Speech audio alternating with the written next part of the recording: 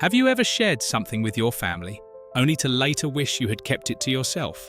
Maybe you thought you were being open, honest, even helpful, only to realize that your words had unexpected consequences. A simple comment about your finances led to unsolicited advice. A mention of an ache or pain suddenly had your children questioning your ability to live on your own. Or perhaps, in a moment of reflection, you spoke about a past regret, only to see sadness or resentment in the eyes of someone you love. As we grow older, we begin to understand something that youth often overlooks.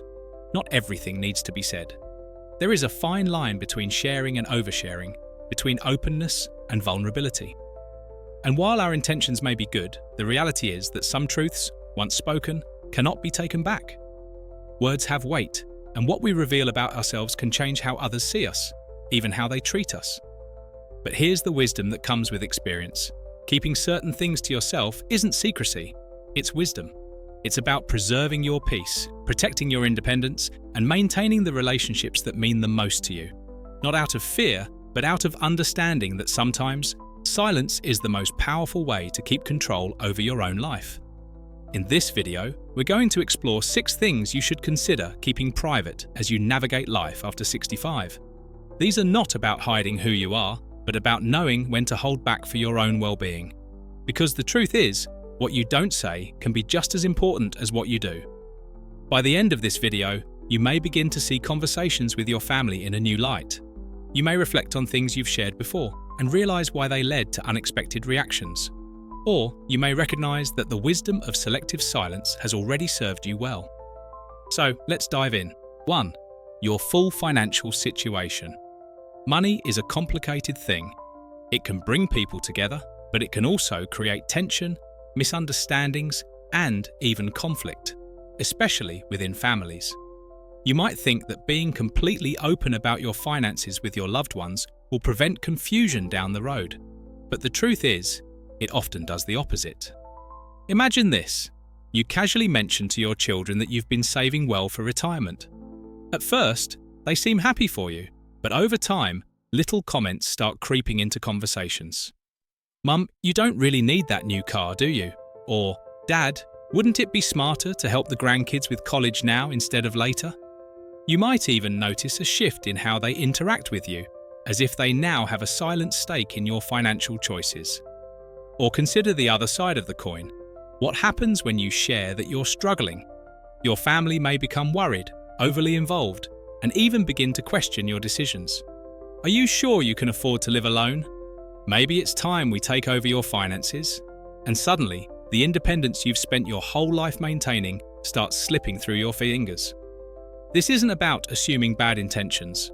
Most of the time, family members mean well, but once people know your financial situation, they can't unknow it. Their perception of you, of your needs, your decisions, your independence, shifts, and that shift is rarely in your favor. That's why one of the greatest financial lessons in life isn't just about how to manage money. It's about how to manage what others know about your money. Does this mean you should never discuss finances with family? Of course not. Estate planning is important, and you should have clear plans in place for the future. But sharing every detail, how much you have, how you spend, what you're planning for, can lead to more complications than clarity. Your money is your business. It is not secrecy to keep it private. It is wisdom. Protect your financial independence by sharing only what is necessary, when it is necessary. Because at the end of the day, your financial decisions should be made by you, without outside pressure, opinions, or expectations. 2. Every health concern you have. How are you feeling these days?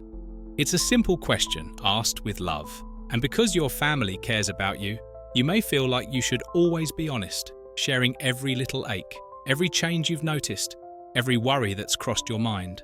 After all, they just want what's best for you, right? But have you ever noticed how these conversations sometimes take on a life of their own? What starts as a casual mention of back pain turns into a long discussion about whether you should move into a one-story house. A comment about feeling tired leads to suggestions that you need extra help. Before you know it, your family's concern shifts into something else. Worry, overprotection, even decisions being made on your behalf. It happens slowly. At first, it's small things, an extra phone call to check in, a gentle suggestion to avoid driving at night. But over time, these concerns can begin to affect your independence. And that's when a simple conversation about your well-being can start to feel like something else entirely, a discussion about what you can and cannot do. The fine line between support and control. Of course, your family only wants to see you safe and healthy. Their concern comes from a place of love. But here's the reality: when people worry, they try to fix things. And sometimes that fixing can feel more like taking control. Think about it. Have you ever caught yourself downplaying a health concern just to avoid this? Maybe you hesitate before mentioning that your knee has been aching because you don't want your kids to say, maybe it's time to stop going on long walks. Or you brush off forgetfulness because you don't want to hear. Should we be worried about your memory? If you've ever done this, you're not alone. Many people choose to keep small health matters to themselves, not out of secrecy, but out of wisdom. What should you share and what can be left unsaid? This doesn't mean you should hide important health issues. If something truly affects your daily life or requires medical attention, your family should absolutely be informed. But there is a difference between keeping loved ones updated and giving them reason to worry unnecessarily. So, how do you strike that balance? Be mindful of how you frame things. Instead of saying, "I've been feeling dizzy a lot lately," you might say, "I had a little dizziness yesterday, but I'm making sure to stay hydrated and be careful." Ask yourself, will sharing this help me, or will it just create more concern? If the issue is minor and manageable, does it really need to be discussed? Recognize that your words shape how people see you. If every conversation revolves around health concerns, your family may start seeing you as more fragile than you really are. Because the truth is, your independence is precious.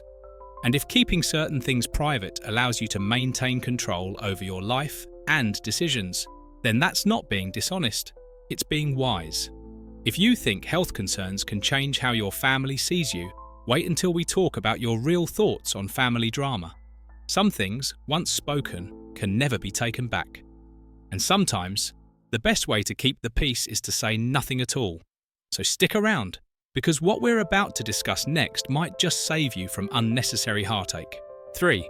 Your true thoughts on family drama. Have you ever witnessed an argument in your family and thought to yourself, "I should say something"? Maybe you've been caught in the middle of a disagreement between your children, listening as they vent their frustrations. Or perhaps you've seen an unfair situation unfold, one sibling taking advantage of another, a grandchild being disrespectful, and you've felt the urge to step in and set things right. But here's the hard truth. Once you give your opinion on a family conflict, you can't take it back. Even when your words come from a place of wisdom and love, people remember what you say, especially in moments of tension. And unfortunately, the way they remember it may not be what you intended. When trying to help does more harm. Let's say your two children are arguing about something, maybe money, parenting styles, or an old childhood grudge that still lingers. You've seen them fight before, and you know how these things go. You offer what you think is a neutral, thoughtful perspective, but instead of calming things down, suddenly you're being accused of taking sides. Now, instead of your children being upset with each other, one of them is upset with you. Or consider another situation. You make a comment about how one grandchild seems more responsible than the others. To you, it's just an observation, maybe even a compliment. But years later, that one comment is brought up as proof that you always had a favourite. It doesn't matter that your heart was in the right place. Once words are spoken, they take on a life of their own. With age comes a deep understanding of human nature, and one of the greatest lessons many people learn is this: not every opinion needs to be spoken. This doesn't mean you don't care. It doesn't mean you don't have thoughts about what's happening. It simply means that you value peace over being right. The truth is, family drama has a way of sorting itself out or not, regardless of your input. And when things finally settle, people tend to forget why they were mad at each other. But they don't forget the things you said during the heat of the moment. So what should you do instead? Resist the urge to take sides. Even if you think one person is clearly right, getting involved could damage your relationship with someone else. Choose your words carefully. A simple phrase like, "I hope you both find a way to work this out," can keep you neutral without ignoring the situation. Understand that silence is sometimes the most powerful response. Not because you don't have anything to say, but because you know that saying it won't change what needs to be changed. Your wisdom comes from years of experience. You've seen conflicts rise and fall. You know that most arguments aren't as big as they seem in the moment. And sometimes, the wisest thing you can do is let others figure it out on their own. Family drama isn't the only thing that can change the way your loved ones see you. In the next section, we'll talk about regrets, the things we wish we had done differently, and whether sharing them with family is truly helpful or just another way to create distance. So stay with me, because this next part is one of the most important lessons of all, or your regrets about the past. Have you ever found yourself looking back on life, wondering about the choices you made, the moments that shaped your journey, the opportunities you took, and the ones you let pass by? It's only natural to reflect as we grow older. After all, wisdom comes from experience, and experience comes with its fair share of regrets.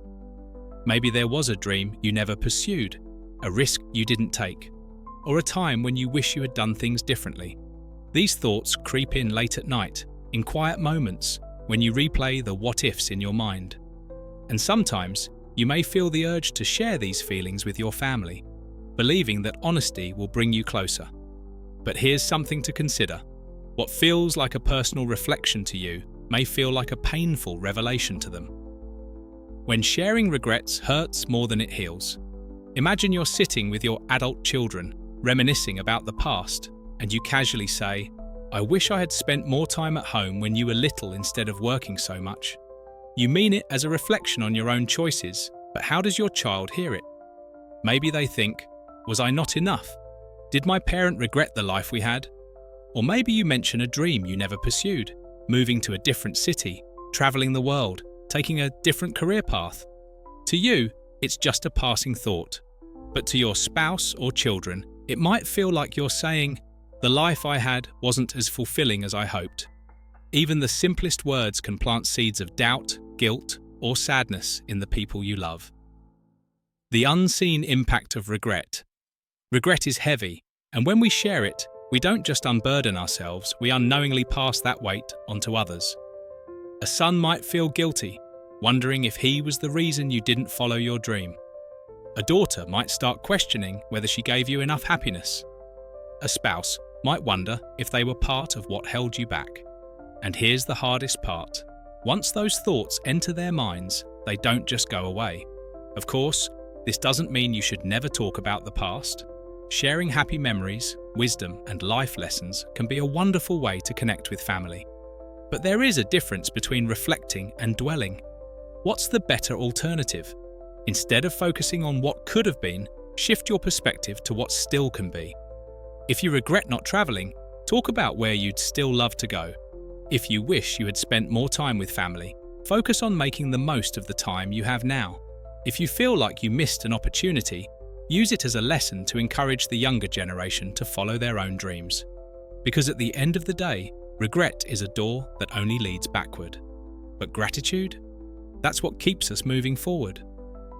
Regret isn't the only thing that lingers in our minds. Some of us carry secrets, things we've done, mistakes we've made, decisions we've kept to ourselves. But is confessing them to our family truly necessary? Or could it do more harm than good? That's what we're going to talk about next, so keep watching, because this next lesson may surprise you. 5. The mistakes you've made that they don't know about. We all have moments in our past that we aren't proud of. Mistakes, missteps, choices made in youth that, looking back, we might wish we had done differently. Some were small, things that faded over time.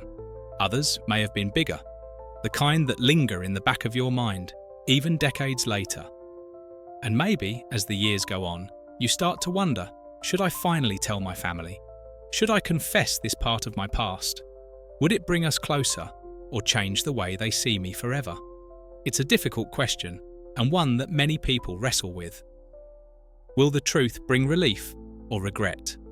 There's a common belief that being fully honest about everything in life is the best policy.